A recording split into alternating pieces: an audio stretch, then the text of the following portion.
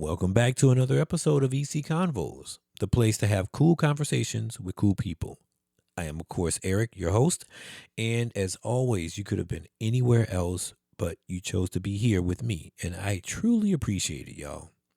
Please do us a solid by liking and subscribing to the show. We're now on YouTube, of course, we're on Spotify, Apple, Amazon, all the major podcasting platforms. And I'm also back on Substack too. So check me out at ecconvos.substack.com. Yo, those small things matter, like the likes and the comments and the subscribes and everything.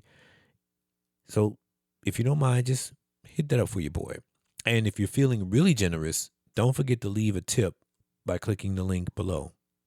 Every small donation, as I always says, helps keep the lights on here in the podcast. So in my office, I have an Amazon Echo Show 15, the big one that displays the Echo stuff like the date, the weather, photos, things like that. Well, one photo it shows is a picture I had taken many years ago with the caption, "If it's your calling, it will keep calling you." So I got to thinking about that for a minute. Calling, what you're designed to do. More on that in a minute. So I haven't said this before to people, but to a lot of people, I should say. But I spoke with a psychic medium some years ago. I won't get into the specifics of what was discussed, but there was one thing that stood out the most. She said, "Eric, you have a voice that can be trusted. That is your calling, and that will take you far." So I realized that a couple months ago before I started EC Convos. I was about to do this generic, run-of-the-mill gossip and pop culture podcast. Thankfully, I shelved that idea because it wasn't really me. I was trying to do the same thing that every other podcaster on social media and everywhere else is doing. So when I went back to the drawing board and broke things down to a cellular level, I realized something pretty important. I wanted to get back to the core of conversations. Genuinely be interested in something that somebody has to say. Listening with the intent to understand, not with the intent to respond. Since then, I've been having a lot of fun doing this, y'all. Like, I truly do feel like it's my calling. The conversations with my guests on EC Convos have all flowed naturally. But it's funny, though, because when I was speaking with Sunita Kumar, it was a little different. It felt as if I was supposed to speak to her at this exact moment. Like, it was designed to happen that way. It felt right at home, actually. Sunita is a business strategist. Actually, no, she's much more than that. She's a business alchemist and clarity architect for established entrepreneurs who are, stuck trying to figure out how to grow their business. She's not just a here's a solution to fix the issue type of person. That's not her at all. She's what I like to call a foundational strategist, getting down to the root cause of your business issues and shifting it to build success. And she is absolutely amazing at it. And on top of that, she also hosts two different podcasts, one called the Clear Signal Podcast and the other one called the Dark Matter Show, both great extensions of her vibrant and unapologetic personality. Y'all, we talk about a lot of things like the human design chart, which, side note, this is something I do recommend that you look at. It'll blow your mind. But like I said earlier, I felt like I was supposed to talk to her at this exact moment. So I'm starting to feel like nothing is a coincidence now. Everything is by design. Man, I enjoyed every bit of this conversation, and I hope you do too. You can learn a lot from it. But as I always say, don't take my word for it. Sit back and enjoy this awesome conversation with Sunita Kumar. All righty. So thank you again. Thank you so much, Sunita, for coming on to the show. And I have a lot of questions. I really do. Alrighty. Yeah, because when we first talked about it, like coming onto the show and everything to EC Combos, I was like, okay, cool, yeah, we can definitely do that. But then I started kind of doing a little bit more research about you and doing more research into what you do. And correct me if I'm wrong, but you are a business alchemist. right? That is correct. And a clarity architect. That is correct. Entrepreneurs. But on the flip side, you also have another podcast. Well, your first podcast is called Clear Signal. Yes. And the second one is called Dark Matter, which is, yeah, I like both of them a lot. And so I did some research on both of them, and I listened to them. And one of the main things that that captured my attention, because I knew nothing about it, and I wanted you to kind of explain a little bit of it, is the human design and the design model. And so I started doing some research on it, and I'm like, okay, I don't know what that is or whatever. But before I share what my number is, I would like for you to kind of talk to the people about who you are, what you do, and everything else in between. Okay. Well, first of all, I want to say that I love a host who does research, because I just did an episode 2 days ago, and I felt like he had no idea what I did or anything. And he's like, well, can you come in here and teach human design? I was like, there are people who have human design podcasts that are 3 years and running twice a week. No. Right. I'm not a free teacher. No. So I will, so yeah, the Clear Signal, Dark Matter show, very different energies. You've probably sensed very different population, two different sides of my personality. So what I do, business alchemist, clarity architect, sounds like a made up title. The reason is because I'm not like a coach. I come from a deep background in business. I've been in business for 20 years, entrepreneur 15 years. I have an MBA. I've worked with the biggest brands, biggest agencies, all the things. This is fairly new. And I come in and I can see what's not working. Right. So I'm almost like a consultant meets precision guide. The reason I use the word alchemist is because I do work with energy. And so the shift that I do is quantum. People say one session with me is 6 months of business coaching. That was a client quote. I didn't make that up, because it's the notion that we don't have to do everything in a linear way. And to be honest, a lot of business advice is very inefficient. Yeah.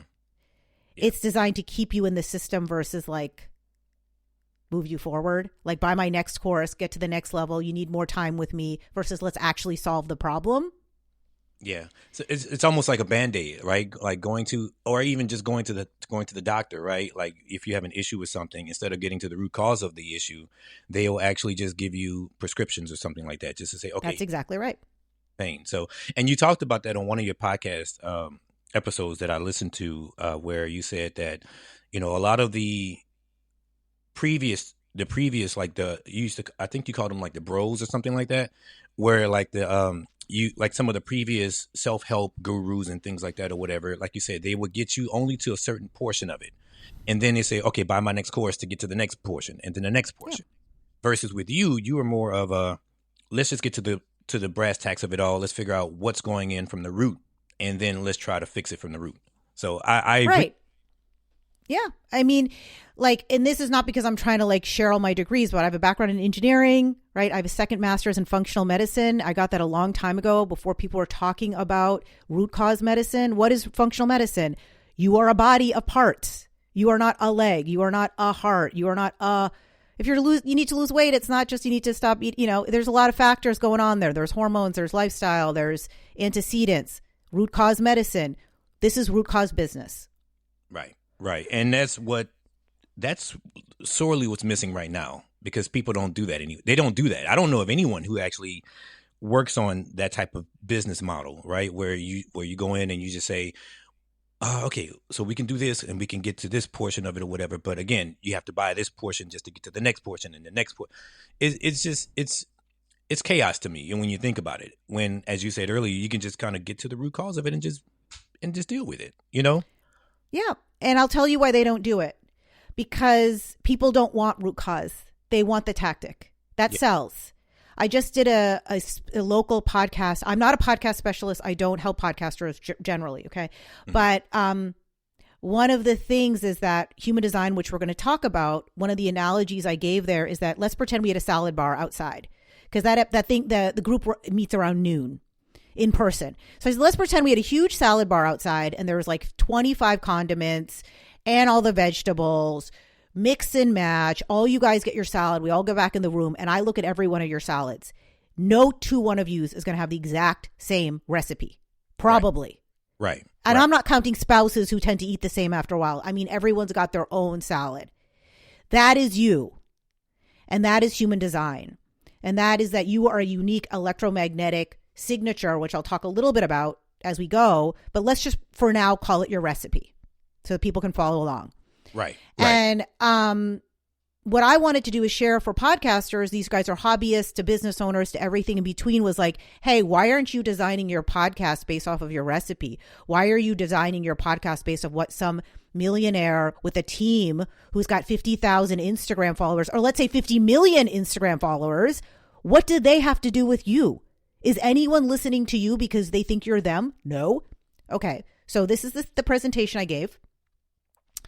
And I guarantee you that if I had been there saying, I'm going to sell you this growth tactic, here is what you're missing, that room would have been twice as full. I believe it. I believe it without. Wow. So as a business owner, why would I do this? I can make way more money doing that. Right. I'm going to spend a lot more time educating people who are like, oh, gee, human design is cool. Let me check it out. That's not going to make me money. I've spread the joy. I've broadened your worldview. So that's why people don't do it, because it's ethical, but it's not necessarily what people want. It's not common, right? It's completely something that is it's devoid of it. It's different from everything else that you see on social media. Like you said, like somebody with 50 million followers or 100,000 followers. It's the exact opposite. And for the most part, a lot of times people don't believe that it works because no one else is talking about it. No one else is, venturing into it or whatever. They're going based on what these other gurus or whatever are talking about, thinking that the way that they got successful will be the exact same way that you'll get successful. When everything is, everything is different. Like your path to success will be completely different from anyone else's path to success. But and sometimes obviously people will be like, oh, okay, well, I'll use this person with 300,000 followers or whatever as inspiration. But again, that inspiration, you don't know exactly what it took for them to get to that level. And two, you don't even know if that same model will work for you. So that's why I do like the idea of the functional way of doing things, getting down to the basic, to the bare bones of it, and then building up from there, building your client base from there, building your success from that level, right? Absolutely. And the other thing is people don't want to look inside. So, one of the things I've gotten feedback from people is I rattle people because I make them think differently, and thinking differently is great, but it also changes your worldview, and not everyone wants to change their worldview. So, right. I think afterwards I was surprised because this talk was very short and people were coming after like, oh, I really thought about, I already named what they were already thinking, which is that they lost the magic and the joy for the show because they had lost what made them and all the shoulds of the podcasting industry. This is just one example. I mean, every your audience, I'm sure, whatever they do for business, they have an industry where there's like a cottage industry that surrounds the work they do, digital media, social media. And I was, kind of like, why are you listening to random people? Like, they're not paying you. Like, a lot of entrepreneurs or creatives, we do this because we want to be fully expressed in who we are. But then we give our power away to everybody else who's not actually writing us a paycheck, is not our client, isn't paying us. Right. You're right. And you got to stop and wonder, like, why are you doing that? And I will tell you, because human design is a system that overlaps personal development and business. You could lean with that spectrum could go anywhere you want, depending on what you do. Mm-hmm. So for you, this is new, but in the world of human design, like let's say you Googled human design coach, you'd have like 6 pages come up on Google. Right. Right. So I'm not like this unique entity out here, but it's not much in masculine business because men, I find they want this guru, success leaves clues. And so, it's like women, I think, are a little bit more in tuned in and tapped in and open-minded to alternative ways of doing business. And so this business kind of world is a little bit more common in the female business owner, solopreneur space. But it overlaps that personal development in business. And like I said, like we have these isms, right? And so success leaves clues and things like that. And so people are looking for the model of what somebody else did. And there's nothing wrong with having coaches and mentors and skipping mistakes. There's nothing wrong with saying, you know what, this person has been through this before. I don't need to learn the hard way. Right, right. But I think we've gone a little bit to an extreme with that, where this person knows all. And I just did an episode about this literally a couple of days ago on Clear Signal, talking about, you know, you're not effing around and finding out if you're intentionally experimenting. Right. A lot of entrepreneurship is experimenting, and we have labeled it as effing around and finding out because it makes people feel like I'm flaky, I don't know what I'm doing. And only by experimenting are you really going to know, is TikTok for you? Do you like YouTube? Do you like podcasting? You get it. I'll be honest with you. That is what you said just now is very powerful. And the reason why I say that is because a lot of times, I'll use me as an example. I've been in the podcast space for roughly since around maybe 2016. I've been in the podcast space, right? Off and on. And I've always been trying to find my model, right? To try to find my way. And so typically what I would do is I would go to some of these other podcasters and see, okay, that's not what I want to do. I don't want to do like the gossip podcast. I don't want to do the sports blog podcast or whatever, because I mean, everyone does that, right? And so I was like, okay, well, let me just try to focus on something else. And it took a long time for me to even realize that my power would be more in having conversations with people and also having talks with people about the things that they do. And so the effing around and finding out or whatever, like when it came to becoming an entrepreneur, because I've done several things, you know, with my company about the effing around and finding out or whatever. That's one of the things that I would do. I would just, okay, let me just try to do this. Let me find out what's going on. Let me figure out what's going on. And in actuality, it's a lot more complicated than that. But at the same time, once you get down to what it is that you are supposed to be doing, then everything will flow in line like it's supposed to, which is why I wanted to talk about the human design, because when I looked at it, I was like, this is actually right up my alley. I mean, first of all, it was extremely accurate when I pulled it up. And so I was like, okay, hold on. What the hell is going on? And so because it fell in line with every single thing that I have been thinking about over the last, you know, ever since I started EC Convos about a couple of months ago. It literally fell in line with everything. Now, mind you, I have never done human design before. And so I want to share my number. First Okay. well, before we get into that, can you talk to the people a little bit about Overview. Yeah, just give like a broad summary of it. Overview. Human design, founded in the late 80s by a gentleman from Canada, was a former advertising executive. And it is an amalgamation of 4 systems. 2 of them are divination systems. 2 of them are energy systems. The energy systems are the chakra system from India and the Kabbalah system from the Tree of Life. The divination systems are the I Ching out of China and the Western astrology system. Human design is none of those 4 systems. Pretend you have a table of 4 legs. That table is not any one of those legs. So if you're a purist astrologer, which I am, formally trained in that, you're a purist chakra person, it's not going to be what you know of those.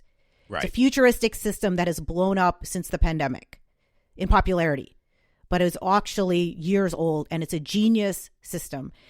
And if you were a car, you look under the hood of your car, it's actually very complex. I know nothing about cars. So if you try to just understand human design on your own, you're going to miss it, because it's like astrology. You could do like, I'm a Taurus, or it's like you're a hologram of 15,000 energetic placements. Which path do you want to take? So that's what it is. And it is like an algorithm for who you are. It's that simple.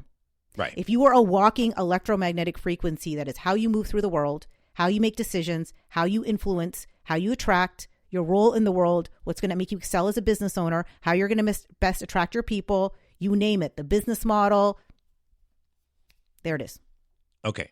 And that's a really good insight. And that's what I kind of gathered from it as well, is that, you know, it's not one big part of everything. It's like pieces. It's pieces or whatever of things that are very complex. But once you understand the pieces, you will then begin to understand you as a whole and understand the reason why you do things, or the reason why you do things, and also the reason why you are accepting of certain things and unforgiving of other things and whatnot. So I have mine right here. Okay. And for the audience, I'm actually showing her mine. It's you can barely see it though, but yeah, I can't see it. Yeah. Okay. But I am well, first let me go over the description of the line numbers first. So I have it written down right here. So line 1 is the investigator. Line 2, which is driven to research and gather information, seeking a solid foundation of knowledge. Line 2 is the hermit, naturally talented and prefers solitude to master their skills, to hone their skills and things. Line 3 is the martyr, which is innovative and adaptable. Am I correct with these so far? I mean, the language is, I would use different words, but yeah, I mean, good enough for now. Number 4 is the opportunist, which is, these are all things that I was able to pull. Right. Which they're focused on networking, building relationships and things like that. Number 5 is the heretic, which is providing solutions, giving universal concepts, or just basically a problem solver. And number 6 is the role model, which is they embody wisdom and experience, learn basically from trial and error, and they become more of a guiding figure for others. So I am a 6/2. 6'2", cool. We're a harmonic. I'm a 5'1". We're like Oreo. Not Oreo. That's not the right word. Like ice cream, chocolate. Yes. Like we're a good blend. Right. Yeah. And so when I looked at it or whatever, the 6 is the 6 obviously is the role model, which is funny because I am so focused on being able to help others. Like with my current job right now, I have a couple of people that I mentor, and I've always found happiness in being able to help others get to some other level. And for the longest, I just never really understood why, but now I see why. And the 2 is a responder, which is more of the hermit, the one who likes to do a skill and master a skill and focus mainly on, like, do what you can just to master it and build on that mastery, and then just be able to try to help others obtain that mastery as well.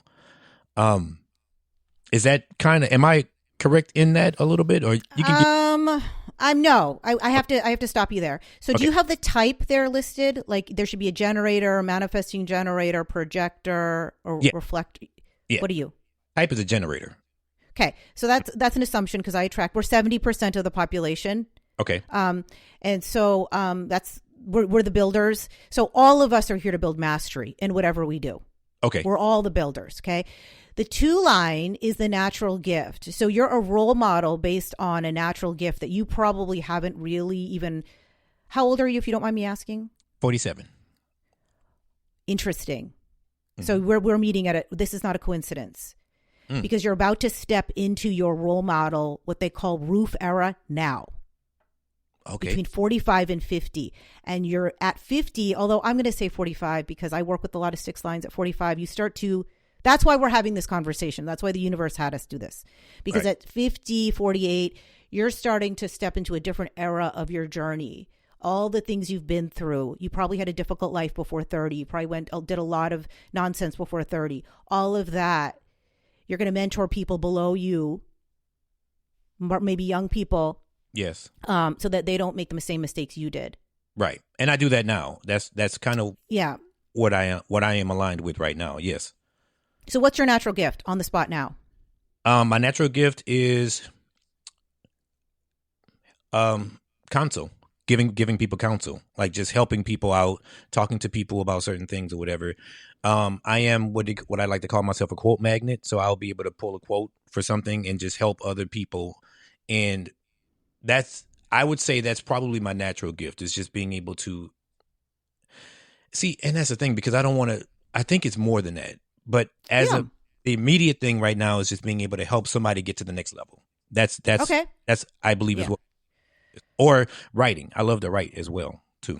Okay. And I'd probably be able to find that. I'd be able to. That's the saying, your formula. It's like my tire. I had a tire situation. Took it to the tire guy yesterday. I Mm-hmm. left, he did the thing, I didn't pay attention, I came back, the tire was done. Or he's a mechanic. So I'm like a plumber mechanic type. So it's like, if you know how to read the stuff, I could go in and say this, this, this. Or if your podcast wasn't working, your business wasn't working, I would say, well, this is why. Mm-hmm. Now, you're a mix and match of many lines. Those are the most prominent for you. So that's like your role in the world. You operate as a vehicle as a 6'2". Like I drive a Civic, but you open up the Civic, there's tons of parts. Right. Some people have a hybrid Civic, some people have front wheel, some people have back wheel, So, but that's a start. And you're going to build in mastery over time. And I already knew the minute we got on the pod, I'm a very intuitive person. I already knew the minute we got on the podcast, like, I could probably look in your design and be like, you're meant for a guest show, because nobody does research anymore. And the fact that you'd already done research on not just my main podcast, but my totally side hobby, esoteric, weird podcast. I'm like, okay, this guy is actually curious about people. And you got to actually be curious about people to do a guest show. Yes, I agree with that.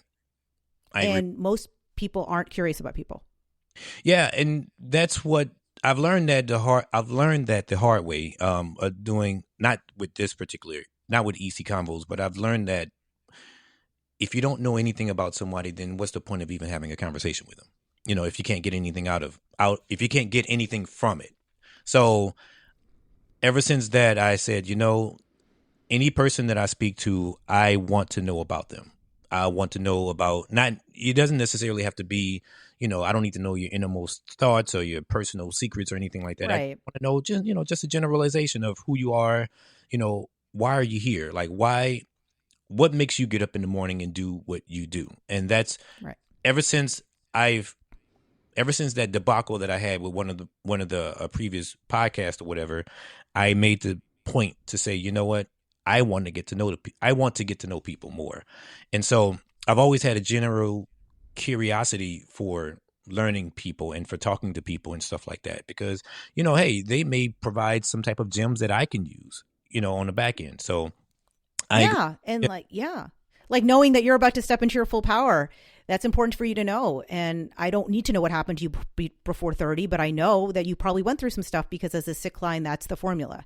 Mm-hmm. So I've done enough work with different sixes that I know the formula at this point. What they went through before 30 might be different, but they've all been through the ringer.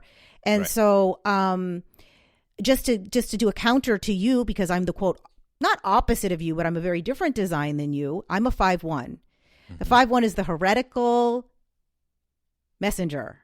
Mm-hmm. We are the visionary problem solver. We live in the future.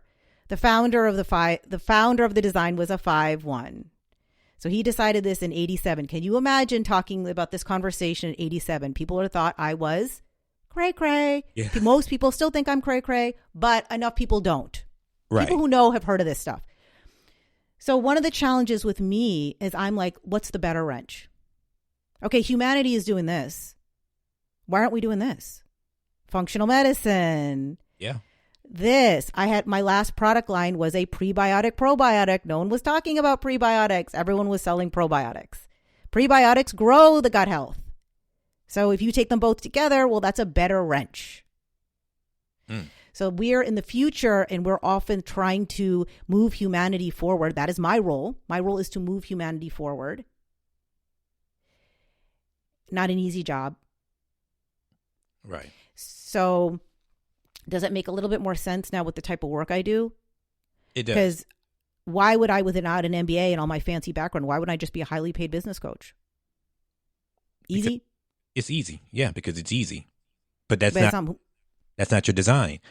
Let me ask you, do you feel like you are ahead of the curve when it comes to certain things? Because you mentioned earlier, like we are in the future. Yeah. So even with the probiotic, do you feel like you are ahead of the curve when it comes to people? And how do you navigate through that, knowing that you may be the trailblazer, the one who actually builds the path, or who goes down the path first, takes the most arrows, and then someone else comes right behind you and just kind of like profits off of what you've already built, or what you've already kind of blazed the trail for? I'm navigating that. I don't have a good answer for you that's going to sound sexy. Took me a very long time. I'm 48 years old. It took me a very long time to accept that that was me. I just thought I was crazy. So you have to have, okay, here, I'm going to give you a great example. How I said you're a whole Honda Civic. You're not just one piece. So I'm a 5'1", that's my profile. But I have a majority of 3 lines in my chart. So my life has been a lot more trial and error than your typical 5'1". So I'm going to learn through doing things wrong. And so when I learned through being visionary, through past things where I didn't trust myself and I looked to the left and the right of me and nobody could guide me. And I said, well, you don't know what you're doing. Give up. And then someone came behind me and boom. Oh, it's only now I recognize that that's who I am. And I'm going to try to find the right people to guide me. But I don't actually have the answer right now because you're kind of finding me at a cynical stage. Yeah. Yeah. So, I believe now there are guides that are visionaries who can guide visionaries. Before that didn't exist. So I'm looking for someone who's like, not necessarily a visionary, but someone who can take someone's vision and say, okay, this is your vision for now. You're the future. But what can you do now where people can understand it? How can you ground it in today and also plan for the future? Like that is something that a visionary can't do necessarily. That's more of a strategist's role. So that's not me necessarily. Right. So the first thing that immediately comes to mind is Steve Jobs, right? How he was somewhat of a visionary, but he wasn't the one who was able to execute the plan. He had a team of people behind him. So I guess having that team of people, as you said earlier, will allow you to be able to bring your plan, whatever your vision is, bring your vision to the masses and allow it to be widely acceptable to the masses. Because you're right. Let me say this. When I mentioned earlier about that I started podcasting back in 2016, my very first podcast I did was a narrative podcast, like an audio drama, because I was so fascinated with like War of the Worlds and like, like radio shows and things like that or whatever, that was able to tell really good stories on radio or like audio instead of visual. And so I did it and I was able to accomplish it, and it did pretty decent or whatever. And I was going to do a part 2, and I said, no, I'm not going to do a part 2 because even though it did decent, it didn't do as well as I assumed it would do. Now, had I continued on with it, now everyone is doing audio drama, narrative podcasts and things like that. And so, and it kind of, I won't say it hurt my feelings a little bit, but it kind of like made me sad because it made me feel like, okay, well, if I was one of the first ones to do this, why didn't I continue on with it? I was beating myself up over it. You know what I mean? And so I understand wholeheartedly how you feel about that, because it's like you are the first to do something and then nobody really pays attention to it. But then next thing you know, someone else does it and then everyone does it. And then now it's commonplace. Right. And so exactly. And there are probably visionary placements in you, right? Because human design is one aspect. I'm also an astrologer, and there's specific things about me astrologically that make me more of a futurist than just the 5'1". Like Madonna's a 5'1", so she was a heretic. Remember when Like a Prayer came out? What a big deal that was. Then a woman just skated to that in the Olympics, right? So she was burned at the stake, and now she paved the way for a lot of women doing crazy stuff on stage. That, come on, right? That's true. So the heretic is like burned at the stake. So in human design, if you pretend we've got a cake, 1, 2, 3, 4, 5, 6, pretend that the cake has got a chocolate crust in between the line, after line 4, before line 5, like a hard shell crust.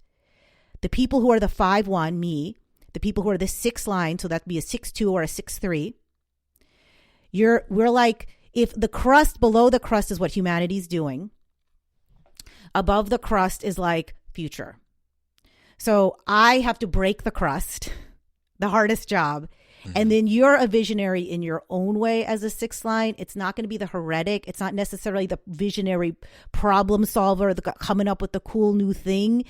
It might be like, I don't know, what people are talking about in 10 years to your history thing. Or I'd have to look at your chart. But like the 6 is like Tony Robbins is a 6'2". Okay. Okay. Now, people have issues with Tony Robbins. I don't know much about him. He might come out tomorrow being in files and this, that, whatever. I don't do guru worship because there's a human being. So I don't know why we're worshiping human beings. Okay. Right. But you got to give him his flowers for being, he was talking about personal development and coaching, and he was doing these big events, and he was on stage, kind of a pioneer. Right? Yeah.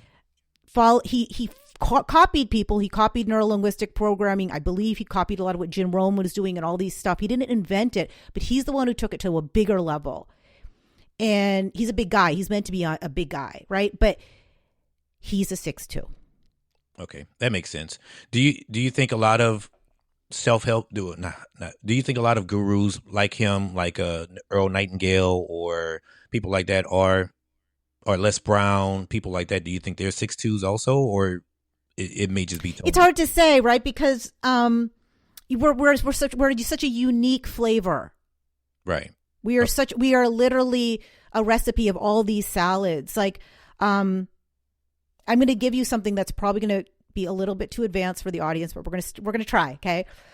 So this whole notion of human design is that you're a passenger consciousness. You're an automated driver car, and you go through life based on this algorithm. And if you do the things in line with your design, you're going to find the people, you're going to find yourself in the right place, blah, blah, blah.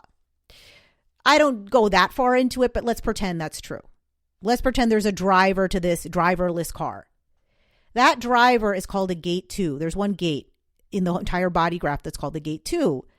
So I have no 6-line energy in my chart at all, but I have one 6-line, and that is gate 2.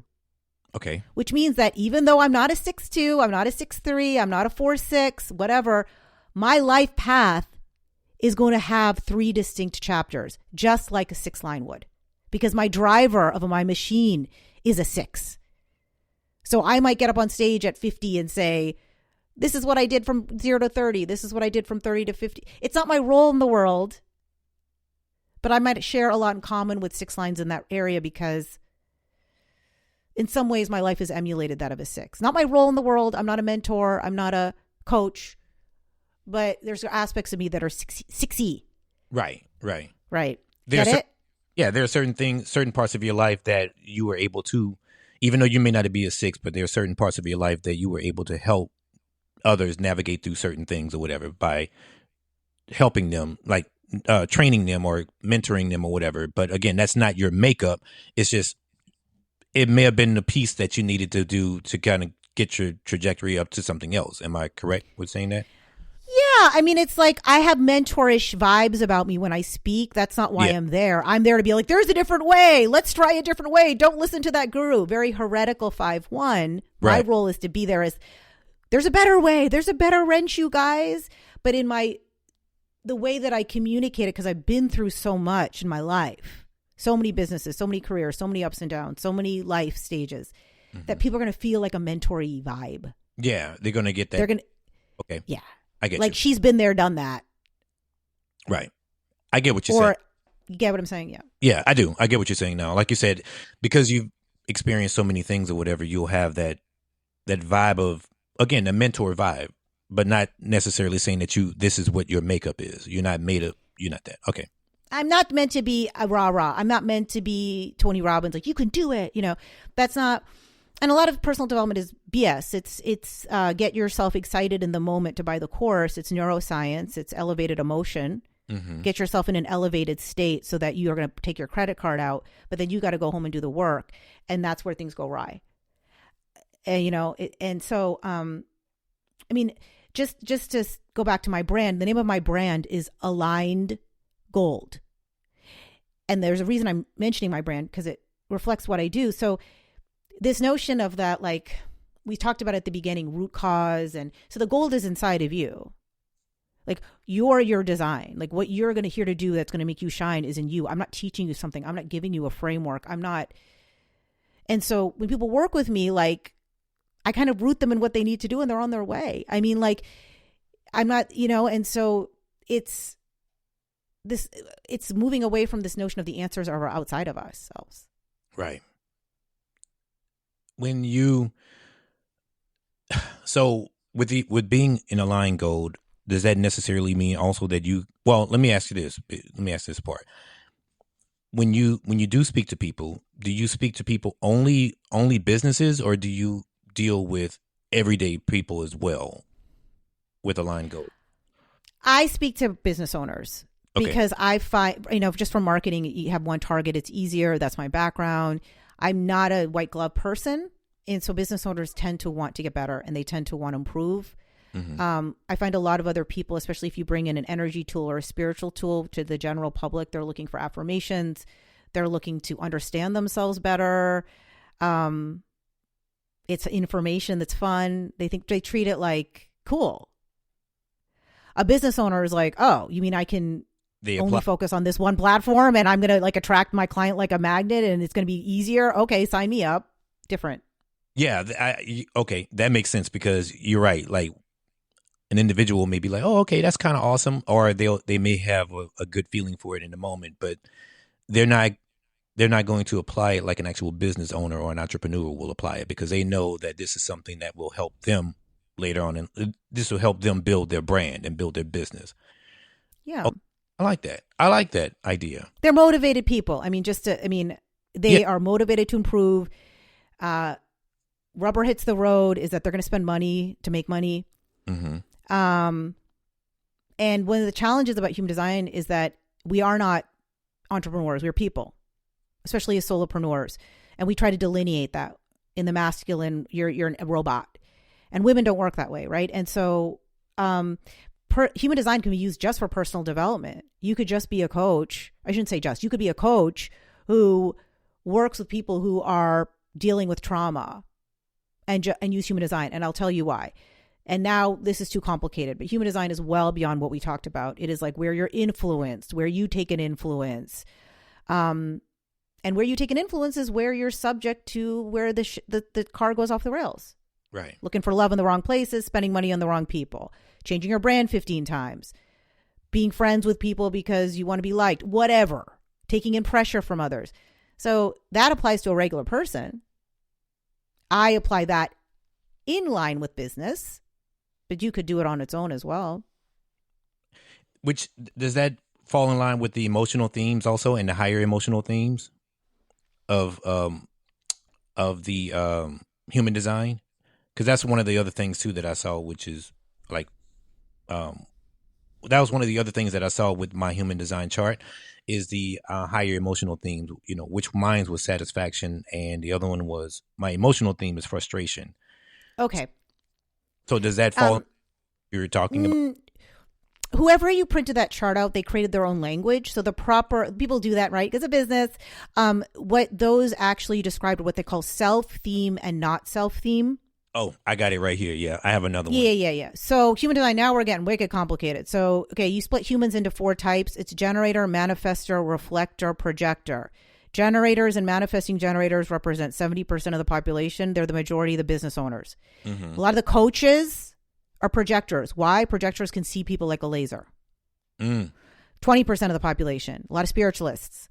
A lot of openness. Look at your chart. You see how those things colored in? Yes. Yeah. A lot of projectors are not going to have that colored in. So they are reflecting the person in front of them.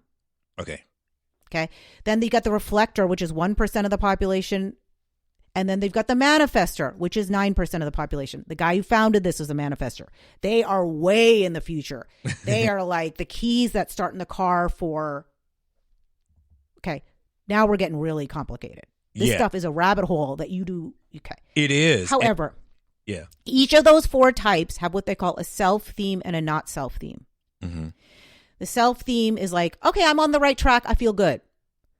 Not self-theme, I'm not on the right track. Don't feel good.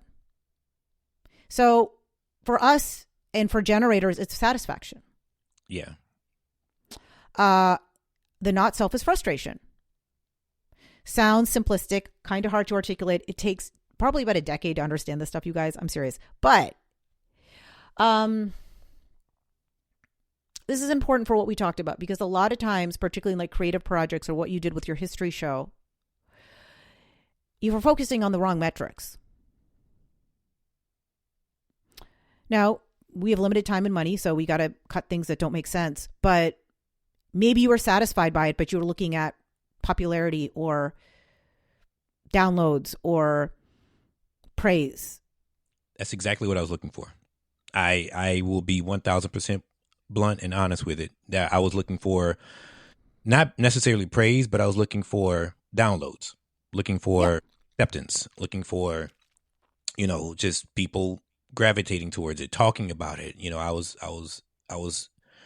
hyped with the idea of it being the most popular podcast on Apple at the time. You know what I mean? I was focused on the wrong metrics instead of just speaking to people, or instead of just, allowing the public to read it and to get, or to listen to it and to resonate with it and stuff like that. This reminds me of 1,000 True Fans by Kevin Kelly. I don't know if you've ever heard of that before. I have. Yeah. So had I read that before I did my podcast, then I would have been in a much better space. But I was so focused on, again, not to praise, but I was so focused on the downloads and focused on, the money part of it. And I shouldn't have been that. I shouldn't have did that. So. Yeah, that was a satisfaction. If you had focused on the satisfaction piece of it, that might have gone in a different direction. And so human design for business, when we start to get in this, it gets very off the rails, because we focus on what's satisfying, not what we should do. And then it's like, okay, well, how are we paying the bills? That doesn't make any sense. What are you talking about? This is a little bit of a gray area. But I want to bring this up because you mentioned my other podcast, the Dark Matters Show. And I don't normally bring that up because it does speak to politics, and it is controversial. It is heretical, says stuff that people may not agree with in a way that people may not agree with it. I swear a lot. I do characters. It's like my playground. And it has evolved. It was called the Cosmic Alarm Clock Show, to the Cosmic Brew Show, to the Dark Matter Show. And the Dark Matter is a play on Dark Matter's physics. And Dark Matter is stuff we don't talk about. It is very good. It's very, very good. Both of you are really, really good. The Dark Matter one is, I don't know, out there. Yeah, it's out there, and I gravitate more towards that one because it's like, obviously you're speaking your mind. You're getting out whatever needs to be, whatever you have inside of you. You're getting it out. Like, for instance, one of the episodes I listened to, you're talking about when you purchase a new phone and how your new iPhone, and and you said something about I bought a new iPhone. It's not the new iPhone, but it's an iPhone, one of the newer ones. And then you started talking about how your friend was telling you about the camera, about don't get the camera with the air. It was out there, but it was really, really, really good though.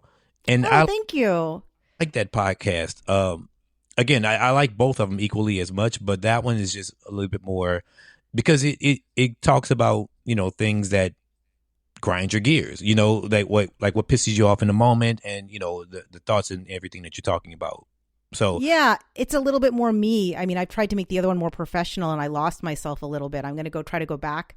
I'm finding that I'm almost split between the part of me that's the characters, because I use that as improv. Yeah, I use that show. I do characters. I make noises.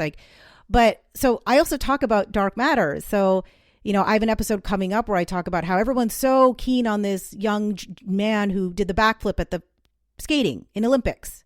Mikhail, I'm sorry, and I'm not taking anything away from him. I'm let's talk about Surya Bonali. Let's talk about the African-American woman who didn't get her flowers, who was an Aries. She was a pioneer, and let's give the woman her flowers. Yeah, because it was banned, right? It was banned. They banned her from being able to do it or something like that. And yeah, she was the first one to do it. But now I think the guy's name is the Quad God or whatever they call him. Yeah. And that's great. But no one's talking about that. And I want to talk about that because there was race involved with that. And there was other things involved with that and prejudice involved with that. Let's talk about it. Dark Matters. Let's talk about it.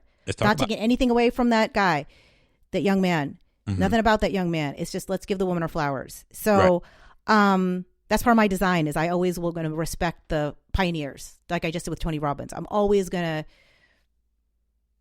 give people their flowers. Right. And so that show is a lot. I'm literally Linda Richmond 1 minute. I went off in Giovanni Creamer.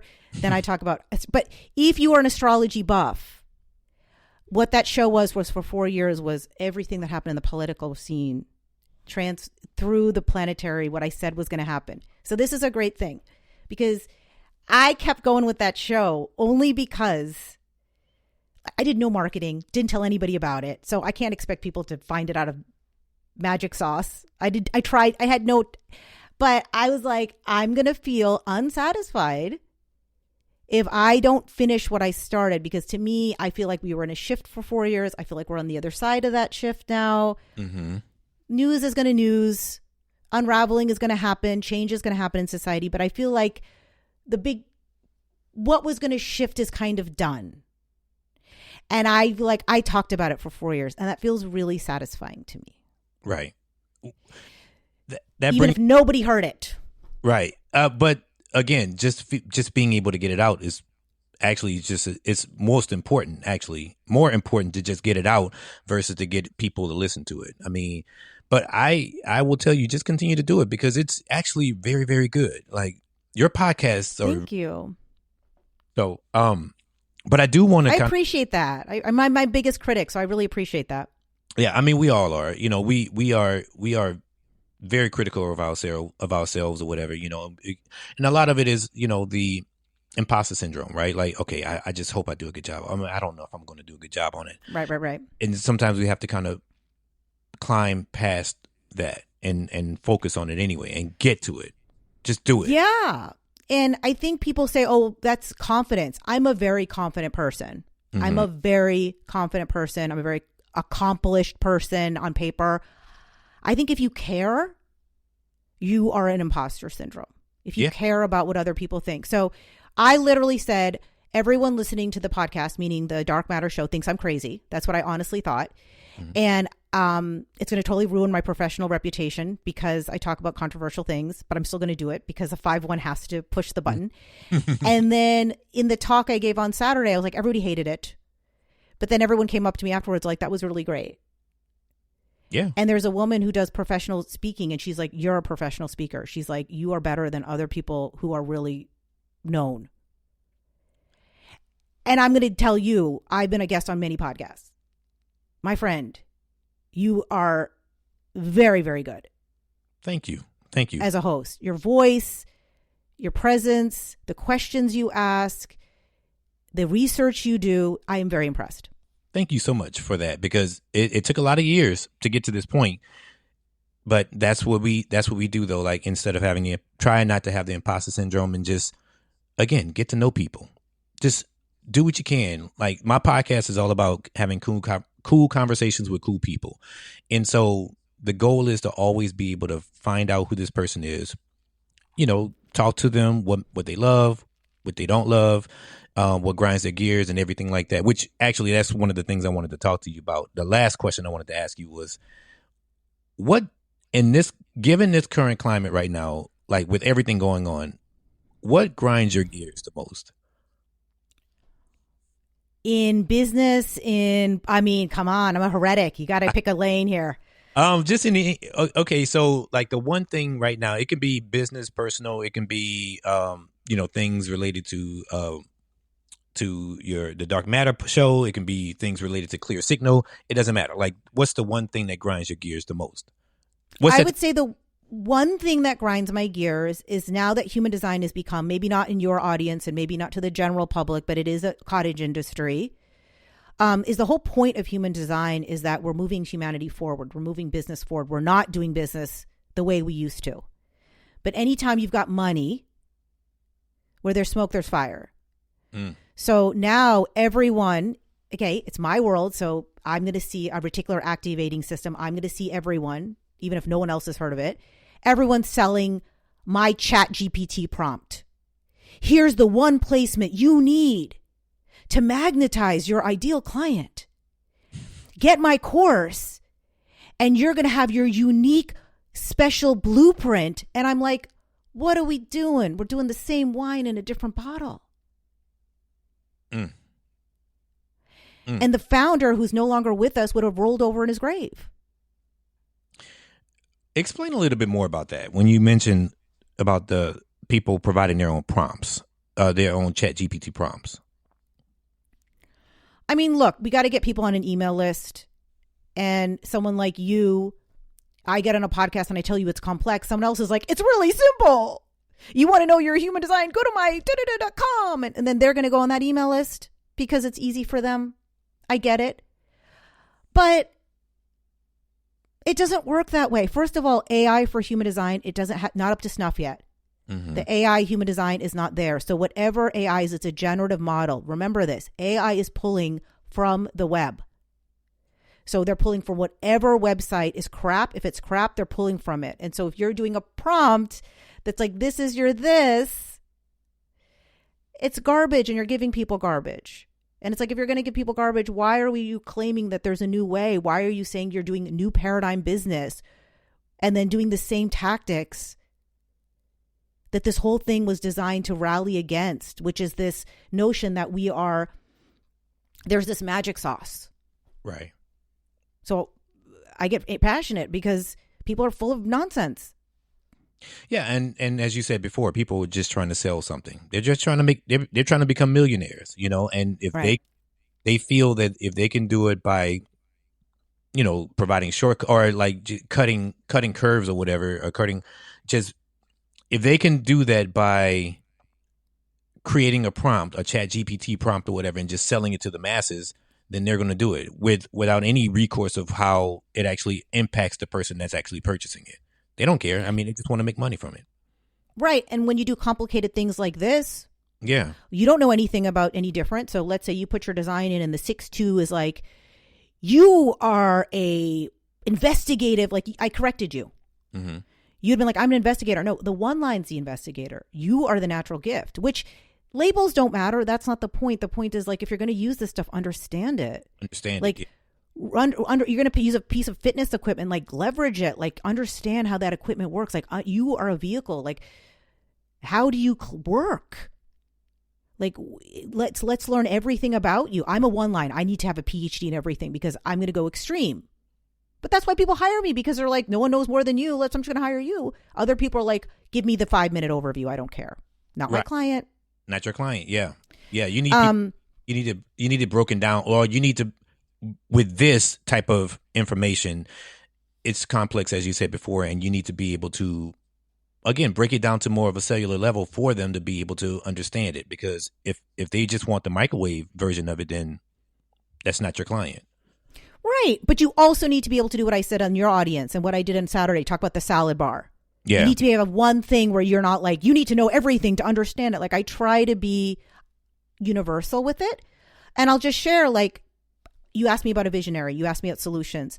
So one of my things I got to do in March is I'm going to be asking an AI friend of mine who's a little more grounded than me. He's more earth plane than me. I'll say, okay, I want to create this AI tool for my thing, my next, kind of like the first step of your journey with me. I don't work one-to-one with a lot of people. So, and he's going to be like, why are you creating this? There's other things out there that are easier and cheaper. And I'm going to be like, how can we find the middle ground? How can we do something ethical without spending 6 months in development? Right. Is there a way where we can do something that's fast and simple, but not crap? Yeah. And that doesn't seem like crap. That doesn't feel like crap once you complete. Right. Yeah. And right now, you asked me what grinds your gears. To answer your question is that people are doing same wine, different bottle, but saying it's new paradigm business. If you're going to do old paradigm bro business, just do old paradigm bro business and don't pretend. I like that. I like that a lot. So many people are doing that now, or they're trying to do that now, or are they trying to bring it back or something? It's frustrating. It can definitely be frustrating. Sunita, thank you so much for this conversation. Thank you for having me. I do have one more question to ask, though. Go for it. If there is one thing you can recommend, whether it be a book, a movie, TV show, anything that you can recommend to the audience, what would it be and why? It's going to sound like such a trite answer, but I'm going to say it anyway. The Alchemist. The book, The Alchemist. Yeah. The reason is because I think that's a book that even if your folks have read it before, I think you should read it once every 10 years. Because it is a book that ages well and you're a different person and you're going to get a different lens every time. I read that book back in 2013. And I read You're due for a new one. I need to pick it up again, because that book actually it it helped me a lot when it came to, because back in 2013, I was like trying to get into filmmaking and whatnot. And it actually helped me a lot. And yeah, the universe is conspiring in your favor. There is no coincidence of why I'm on this show telling you you're about to hit the roof. Thank you so much. You were meant to cross paths with me to tell you that, because that's part of my design. I cross people at evolutionary pivot points in their life. Mm-hmm. So, great book. And just to quickly share you mentioned Clear Signal, my main podcast. That podcast had 6 names. And one of the first ones was The Aligned Alchemist, based on the journey of that book. It was this notion of, as entrepreneurs, we are on this alchemical journey, discovering who we really are, what our gifts are, what we're really here to do. And we're on a quest. And that was kind of the genesis and the muse for the podcast in the first place. I love it. I love that. And you need to keep doing it. Keep doing both of them, obviously. The Clear Signal one, definitely, because people need to know, especially business owners and entrepreneurs, they need to know how to be able to, instead of doing the same thing that everyone else does, dig a little deeper. You know what I mean? Dig deeper and figure out exactly what it takes to be able to get to the next level without sacrificing the commonness of everyone else. You know what I mean? Well, without doing the commonness of everyone else. So great talk. Great talk. Where can really enjoyed it. Yeah. Where can everyone find you? Clear Signal, the podcast, is on all the main players. And my brand is Aligned Gold. So I'm that way everywhere. YouTube, Substack, Instagram, Threads. I haven't gotten a website yet, but I have a link tree I can give you if you want to put it in your show notes. Okay. And my YouTube channel has a lot of foundational content. So if you're new to human design, you're like, what's there? I've got a lot of great foundational videos that are very efficient, 15 minutes, 20 minutes. They'll give you a really good foundation. And they're really good, y'all. I went to the YouTube page as well. They're really good. Man, you are on it. I did my research because I need to know, especially when I found out about the human, when I found out that you focus a lot on human design, I said, okay, let me find out what human design is. And so once I realized what it was, I started digging more into your stuff and started kind of like aligning with everything that you're saying. So yeah, it's great content, y'all. Definitely check it out. Appreciate that. And in my link tree, there's a link to join my email list. I'll be starting on my email soon. And that is for people who are interested, who are business owners. That's my email list, but I'll be providing more stuff there soon. Okay. I'm sure that's valuable. So yeah, definitely. And I'll put the link tree at the bottom of the show notes as well. So appreciate it. So thank you so much again, Sunita, for this conversation. It's been a pleasure. I appreciate it. I really do. Thank you. I appreciate you. All right. Until the next time, y'all, this is EC Convos, and we will see you again. Peace.